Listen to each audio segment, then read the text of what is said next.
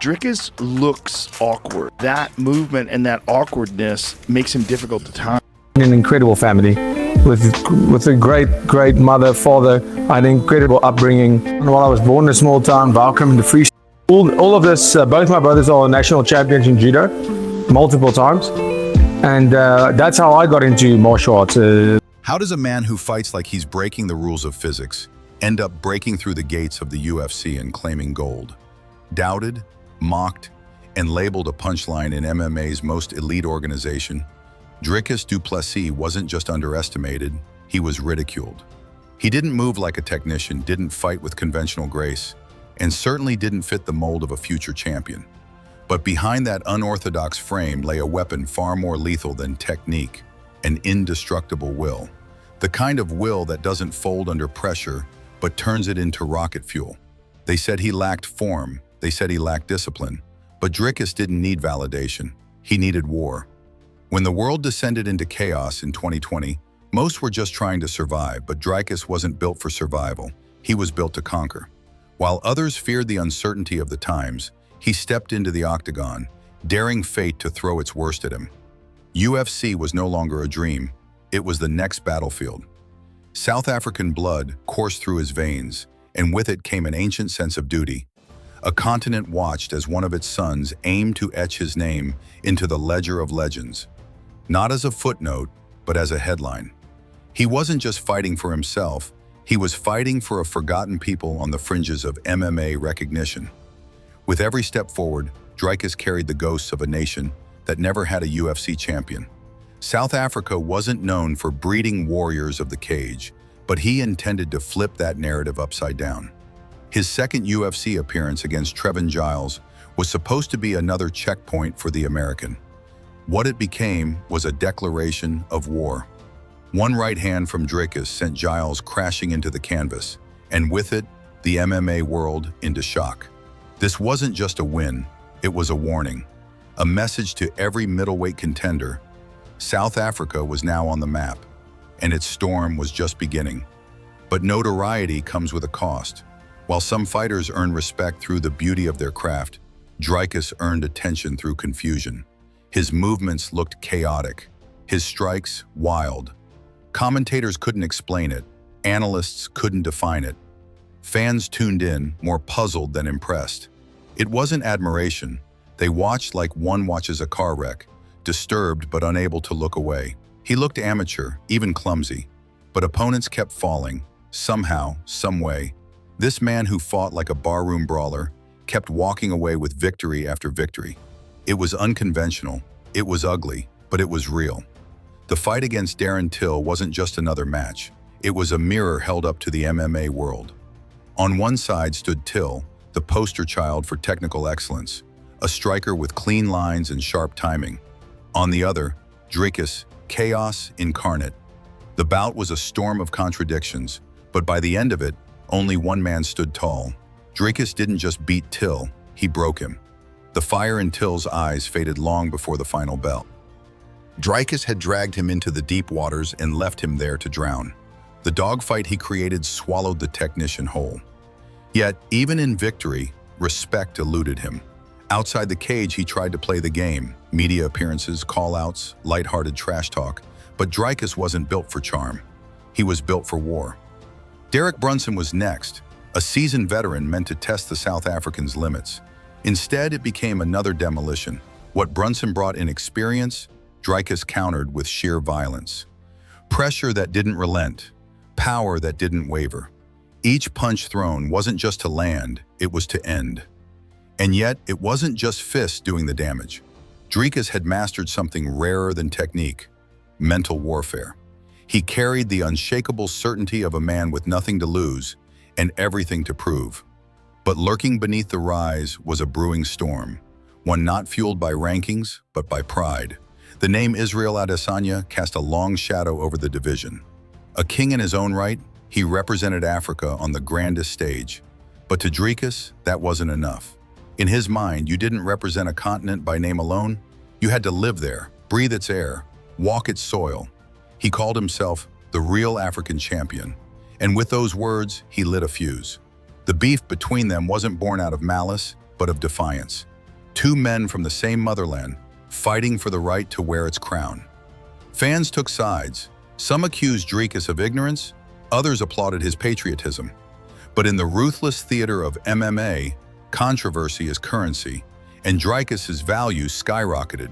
Adesanya, once calm and calculating, cracked.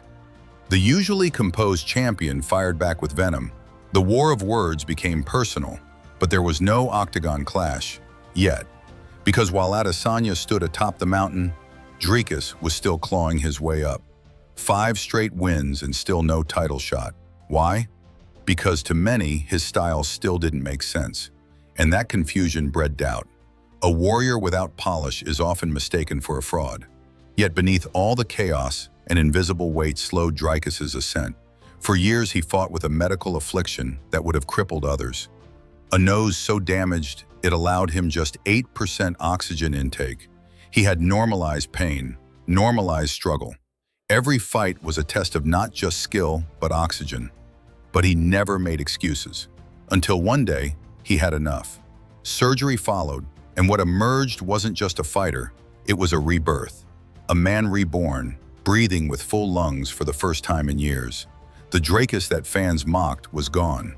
What came next was a nightmare for the division. Now fueled by breath, clarity, and confidence, Dricus's target became the Reaper himself, Robert Whittaker, the division's boogeyman, a former champion who had dismantled everyone not named Adesanya. Analysts wrote Dricus off. Fans scoffed. But what they didn't account for was transformation. No longer the gassed-out brawler throwing haymakers at shadows, Dricus stepped into the octagon that night with a vengeance. And when the dust settled, Whittaker lay broken. The Reaper had been reaped. And in that moment, Dricus earned something he'd never had before: respect. Suddenly, the conversation shifted. The clown had become a contender. The punchline had become prophecy. Victory over Whittaker didn't just silence critics, it lit the world on fire. The South African, once brushed aside as a novelty act, had now positioned himself at the doorstep of greatness. But this wasn't just about belts anymore. The tension with Adesanya had grown too loud to ignore.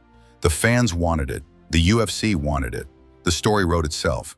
Two sons of Africa with different pasts, clashing for the crown of legitimacy.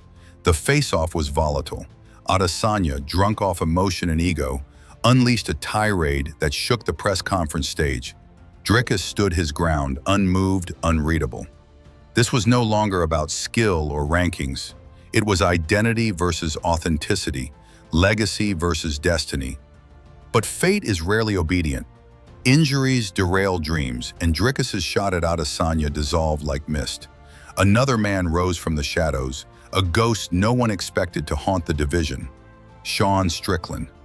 Where Dricus fought with chaos, Strickland fought with madness.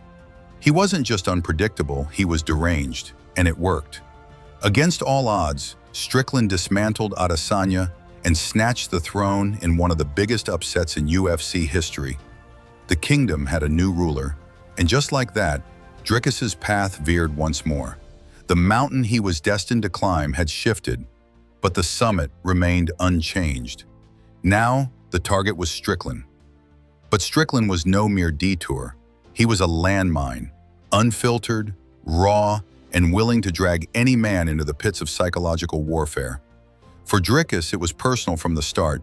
Their press conference was a spectacle of pain weaponized. Beat the shit up you. Your dad doesn't have shit on me. Every childhood memory you have is gonna come back. Every single one. The one where you lie in bed at night where your dad comes in and he beats the shit out of you. I will take your fucking soul. You understand me, you fucking pussy? Whenever Dricus goes on there and like he jokes about that shit. Like, dude, you have no idea. Yeah, you fucking laugh, you fucking Yeah, oh, I got a nerve. I see I hit a nerve there. Yeah, you fucking did hit a nerve, you fucking bitch. See me after, you fucking bitch. Dricus tapped into Strickland's darkest wounds with surgical precision. Childhood trauma, paternal abuse, nothing was off limits. And though fans recoiled, it wasn't malice, it was strategy. In this arena, emotion is leverage, and Dricus knew how to use it. He didn't just want to beat Strickland, he wanted to break him. And for a moment, he did. Strickland flinched, revealing cracks in the armor he had spent years building. The stage was set. Canada, UFC 297, the crown at stake. Strickland walked in as the champion, but Dricus entered with the air of inevitability. For 25 minutes, they clashed like titans, neither willing to fall, neither ready to surrender. Strickland, durable and defiant, absorbed punishment like a stone wall, but Dricus, fueled by breath and vengeance, kept marching forward. Dricus Du Plessis was no longer chasing destiny. He had become it. South Africa had its king, and the belt shimmered under his grasp. Doubt faded like smoke. The man once mocked for his wild punches now stood as champion of the world. But as cheers echoed and cameras flashed, new challenges loomed. Champions don't rest, they defend. And with that came the return of a specter from his past, Adesanya. The unfinished war, the battle written in fire and sealed in pride. The lines had shifted. Now it was Dricus with the target on his back, and Adesanya as the hunter. Their stories intertwined like fables, heroes in their own right, villains in each other's. And as the contract signed and date locked, UFC 305 was no longer just a fight. It was a reckoning. In the lead-up, emotion spilled again. Dricus, cold and sharp, refused to back down. Adesanya, layered in rage and sorrow, spoke of family, of pain, of a story misunderstood. The press tour turned poetic and brutal. They weren't just fighters, they were avatars of entire nations, ideals, and eras. What began as a war of flags had become a war of scars. And when fight night arrived, it wasn't just two men walking into a cage. It was history wearing gloves. The arena pulsed with a tension that no music could drown. Two worlds were colliding, and only one would walk out whole. The battle was feral, raw, beautiful in its brutality. Adesanya, surgical as ever, danced with danger. But Dricus was a different animal now. Composed chaos, a symphony of violence built on broken bones and unfinished stories.